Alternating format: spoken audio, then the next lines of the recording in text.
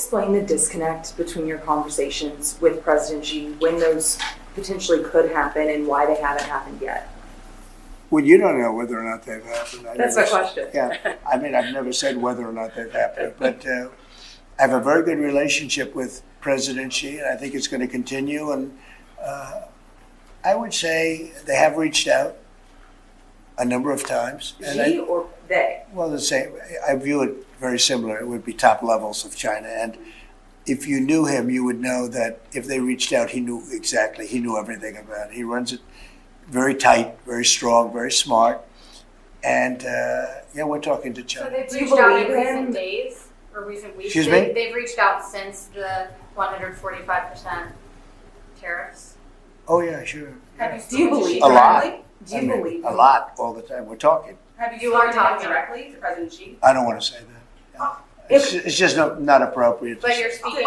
Sorry, has he called you directly, President Xi, or reached out to try to facilitate a conversation? Well, you'd think it was pretty obvious that he has, but we will talk about that soon. It's not that important because, honestly, we're going to have a deal. I believe we're going to have a deal with China. And if we don't, we're going to have a deal anyway because we're going to set a certain target, and that's going to be it. You have anything to say about that, Howard? I think our tariff policy around the world has every country in the world coming in and talking to us. It is incredible. We had country after country in yesterday. We are confident that we will work out something with China, and the president knows what he wants to do, and I think he knows it better than anybody else in the world, and we are confident that this is going to work out well, both for the United States of America. I'm sure he'll work it out with China, but the amount of other countries who are working with us is incredible, and I think it's really going to work for the American farmers, for our ranchers, for our fishermen, for our businesses. The scale of companies coming to America just every day, like even this morning we were talking about Whirlpool, and then we were talking about car companies opening. The scale of factories coming to America is mind-boggling, driven by Donald Trump's tariff policy, which has got the world coming and finally respecting the United States of America. President Trump, you said And by the way, there's never been anything like it. We have at least $7 trillion of new businesses coming in. If you go back and look at others, I mean, in years they wouldn't do anything like that. So, and this is in a matter of weeks, so it's been pretty amazing. You said we're talking, so China and the U.S. are talking on tariffs. Oh, sure. Do you believe then that they won't go higher than 125%? We've heard Chinese officials say that. And then, what happens if they do go higher? Do we retaliate more? Well, at a certain point, I don't want them to go higher because at a certain point, you make it where people don't buy. So I may not want to go higher, or I may not want to even go up to that level. I may want to go to less because, you want people to buy. And at a certain point, people aren't going to buy.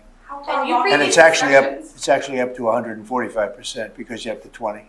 You previously said that you would consider reducing tariffs on China to get a TikTok deal done. Is that still on the table as of now? Well, we have a deal for TikTok, but it'll be subject to China, so we'll just delay the deal till this thing works out one way or the other. And I think it's a good deal for China. The TikTok deal is very good.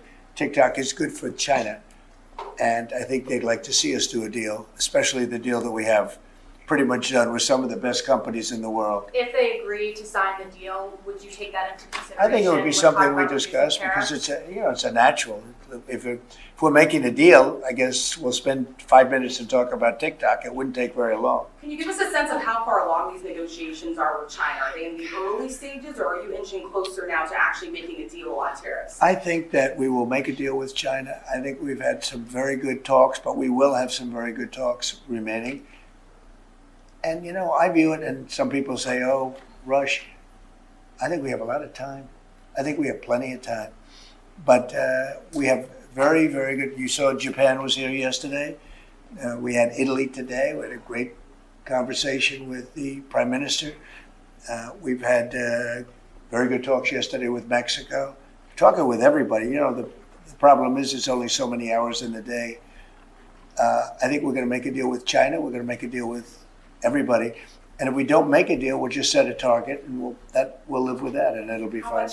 How much time do you think? I would think over the next 3 or 4 weeks. I think maybe the whole thing could be concluded. You have to understand, we're a big, if you think of us as a big, beautiful department store before that business was destroyed by the internet. We're a big, beautiful store, and everybody wants a piece of that store. China wants it, Japan wants it, Mexico, Canada. They live off it, those two.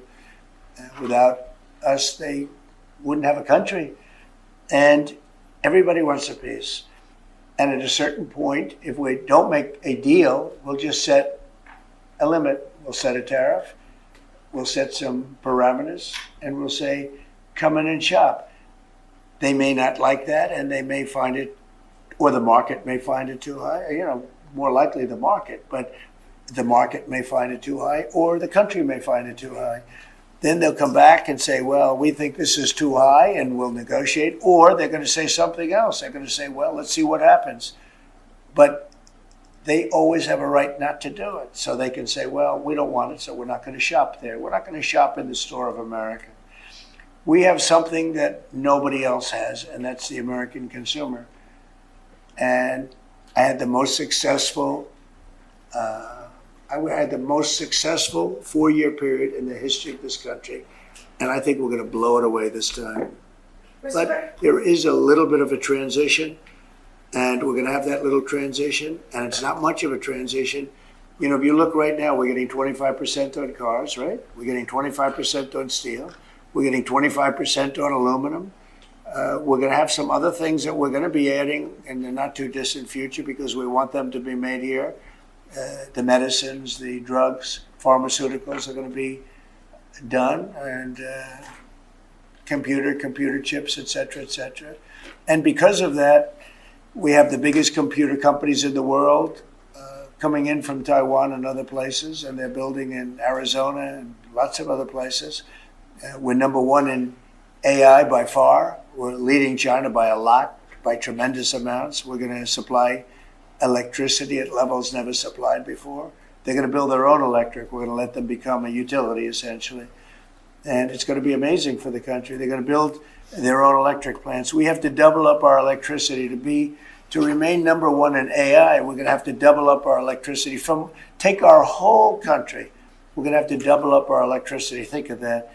And probably even triple it up. And we're going to let them build their own electric plants with their plant that they're building for the AI or whatever they're doing. Never been done before. We're going to get them quick approvals. It's going to be very clean, going to be very nice. And we're going to get them very fast approvals. And people are investing in this country like they've never invested before.